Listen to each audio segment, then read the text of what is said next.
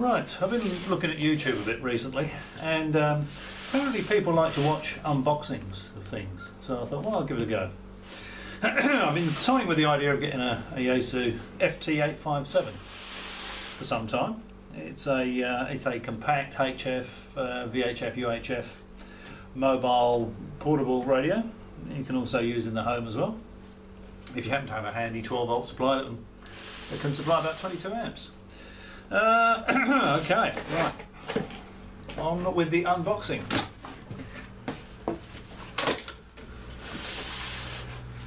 What do we have in the box? Okay, there is an instruction manual that we can fish out of the bin later on when we find that we can't operate it. There's the radio itself. That's quite weighty. It's nice and compact, it's very small.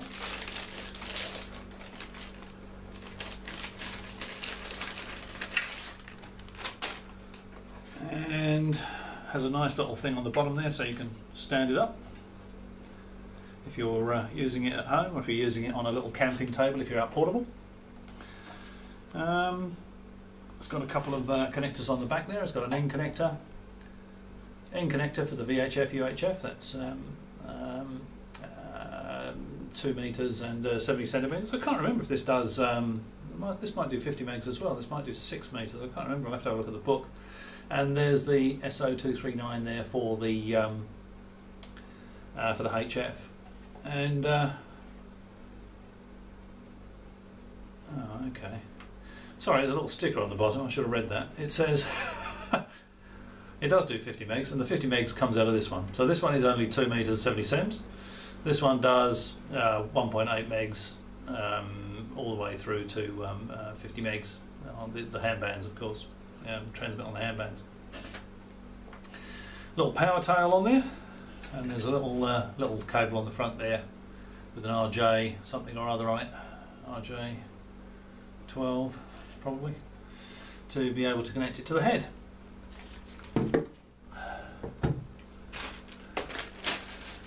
I'll just chuck that on the floor. I'll just add to the general debris around the place. Doesn't matter too much. What we have here, I suspect this is going to be the control head.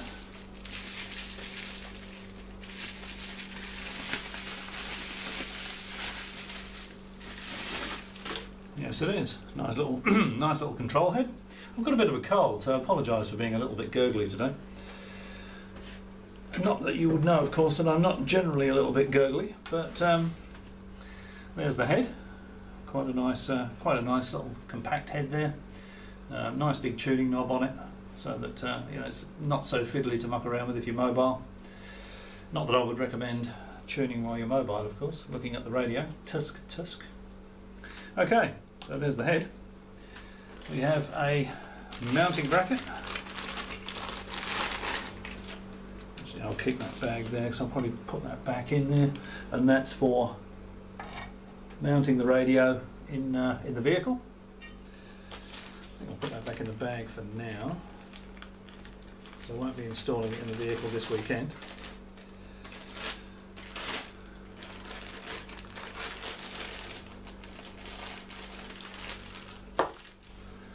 We have a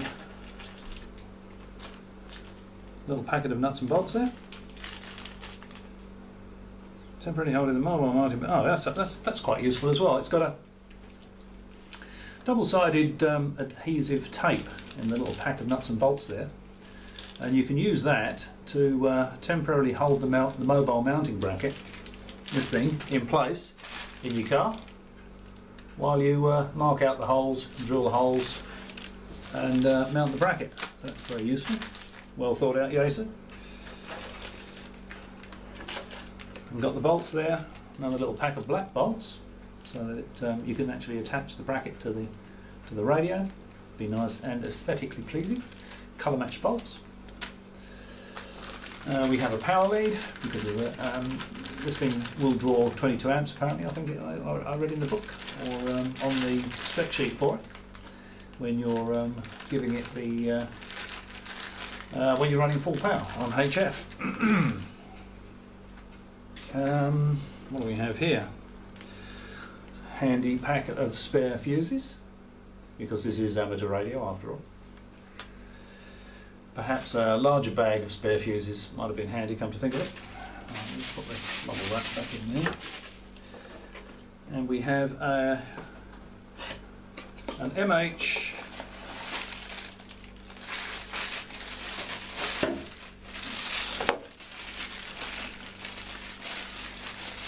It's a nice fresh one. This is still alive. We have an MH31 dynamic microphone. Now this is not the one that does the DTMF and all that sort of stuff. This is just a very basic microphone. Actually feels quite good quality.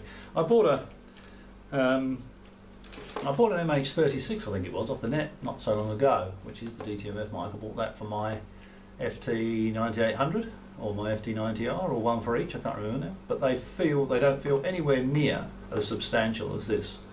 So that's good quality original Yaesu product. The microphone, okay.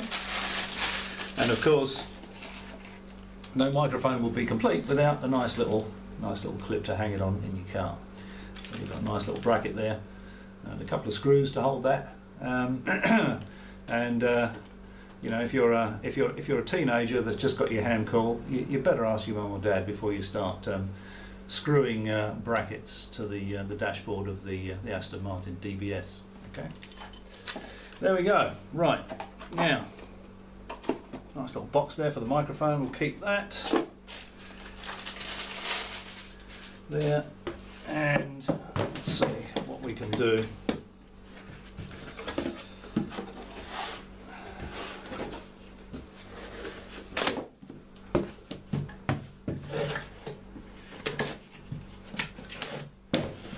Okay, we'll get the box out of the way.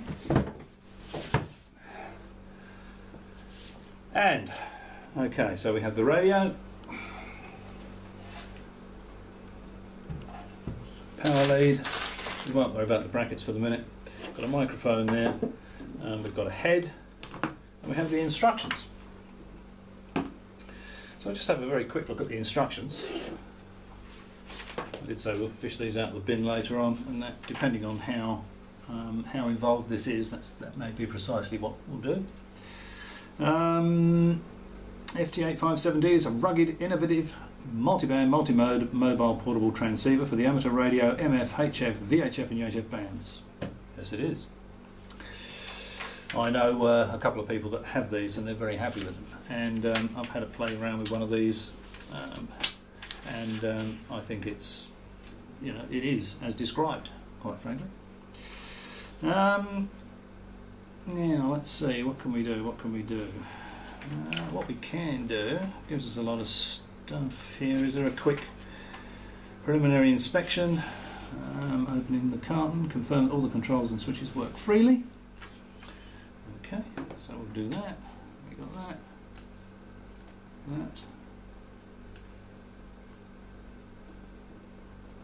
And yes, indeed they do. Let's try these ones on the top. Yes, they do. Confirm all that the controls and switches worked freely and inspect the cabinet for any damage. Gently shake the transceiver to verify that no internal components have been shaken loose due to rough handling during shipping. It actually came in quite a nice carton with lots and lots of foam pebble things, so I'm sure it's going to be fine. Certainly looks okay. Yeah, I can't, nothing loose in there, so I think that's pretty good. Any evidence of damage is discovered, document it thoroughly and contact the shipping company so as to get instructions regarding the prompt resolution of the damage situation. Okay, well I'm happy that there's no damage there. That's all looking pretty good. That's interesting. There's a little switch on the back of the head here. It says pH and SP. I don't know what that does. Now I did buy a separation kit for this as well, which I'll be looking at in a minute. I'm sorry about this funny camera angle, but I was trying to get the tabletop in so that you can see what I'm doing, and I don't know why, because you don't really need to see me, but I sort of feel obliged to duck down into the camera view. I don't know if I'm successfully managing that, but If I am, you're probably seeing the top of my head, so apologies for that. Okay, lots and lots of accessories. You can get a linear amplifier for this thing. You can get the remote control microphone. The MH36 DTMF microphone actually works with this radio. That's useful because, as I said, I've just bought 2 of those for my other 2 Yaesu radios. And you can buy some SSB and CW filters if you're seriously into amateur radio. I'm not one of these people personally that sits around trying to pull the rarest bit of, or the weakest bit of signal out of the noise. So I won't be interested in those.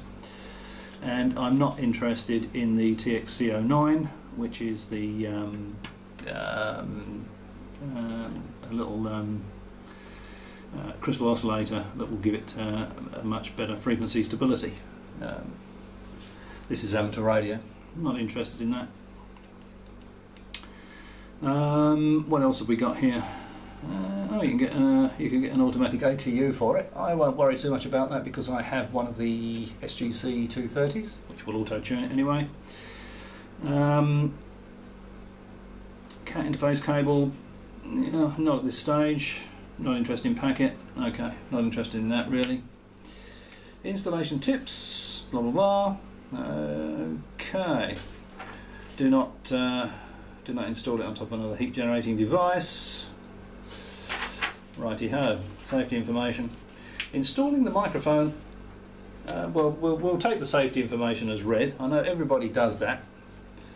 Probably not a good idea to do that, but basically it says, don't let kids play with it. Don't immerse it in a bucket of water. Don't use it connected to a 4 kilowatt valve amplifier when you're operating it from your spa. It's going to say that sort of stuff. So, never wear dual earmuffs, dual earmuff headphones while driving a vehicle. That's very useful, right? Because there might be a police car sitting on your back bumper with his siren going, wondering why you're not pulling over for him or getting out of his way. Okay, right. Installing the microphone and the front panel. Insert the microphone's plug into the recessed jack. Insert the microphone's plug into the recessed jack on the transceiver as shown in the illustration.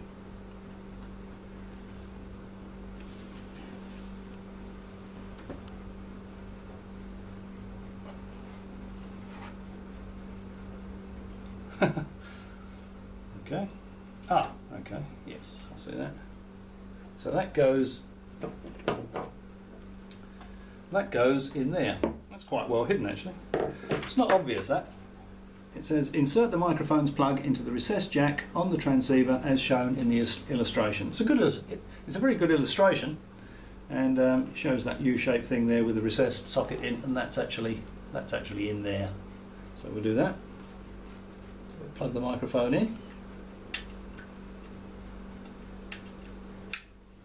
And you can hear that, you may have heard that click firmly home.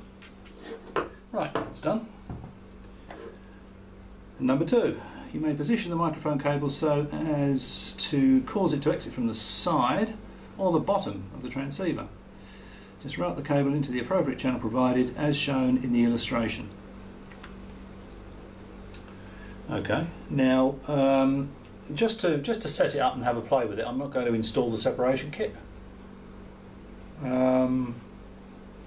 Because there'd be too much cables dangling all over the place. So just for now, I'll have that so that it comes out the side of the radio, like that. Just route the cable to the appropriate channel provided as shown in the illustration. Done. Connect the control cable between the front panel and the transceiver body. Okay, so this will be the control cable here. And I'll connect that, and that goes in there, like that. Okay. So now we have the microphone connected, and we have the control head also connected there. Connect the control cable. Yeah, install the front panel by sliding it into position. You will hear a click when the panel locks into place. To remove the front panel, use your left thumb and push rearward. To remove the front panel, use your left thumb to push rearward slightly to latch. The latch on the left hand of the panel to push rearward. The latch on the left hand of the panel. Slide the front panel to the right and away from the transceiver. Okay, so basically you put it up there, it clicks in and you take it out. Now I'm not going to do that just for a second, because before I do that I want to know what this little switch is here. I don't know if you can see that. See, I'm on my own here, I've got no one to zoom the camera or do the camera angle. There's a little tiny switch on the back here and it says it's a PH or an SP.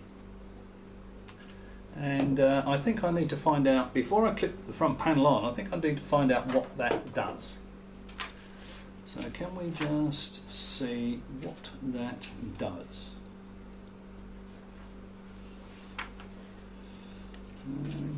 It's clouding over. The lighting might be sort of going down a little bit. I think it's getting a bit darker outside. Mobile station grounding, base station, blah.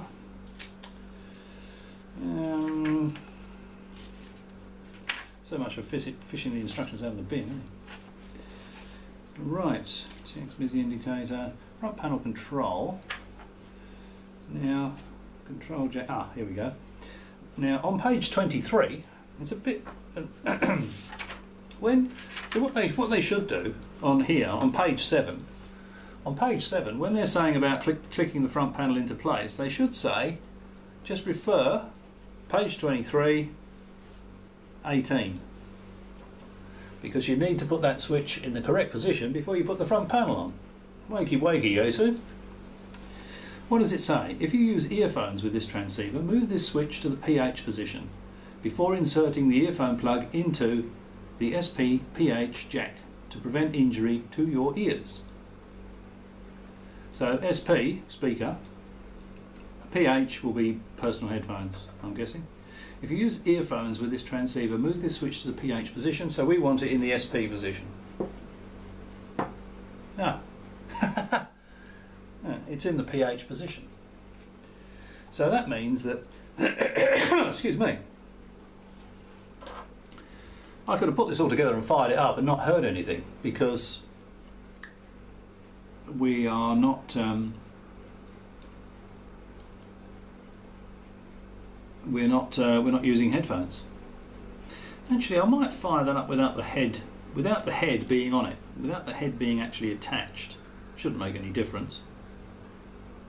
And the and then I'll see if that little switch actually kills the audio. It suggests to me it probably should, because it's switching the audio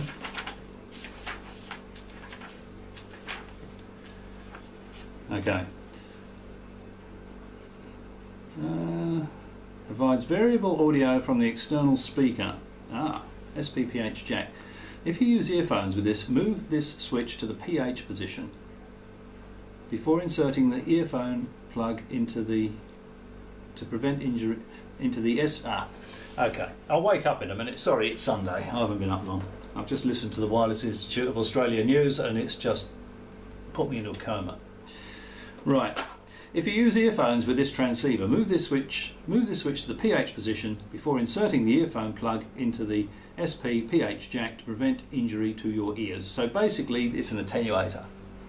It's an attenuator. So if you're going to plug an external speaker into that jack, it should be in the SP position. So I will be using an external speaker with this radio when it's installed. So I needed to know that, because I will have to move that switch or I'll get very, very low audio into my external speaker. The SP-PH jack, which is what this is referring to here, 3.5mm 2-pin jack, provides variable audio output for external speaker or earphones. The audio level varies according to the setting of the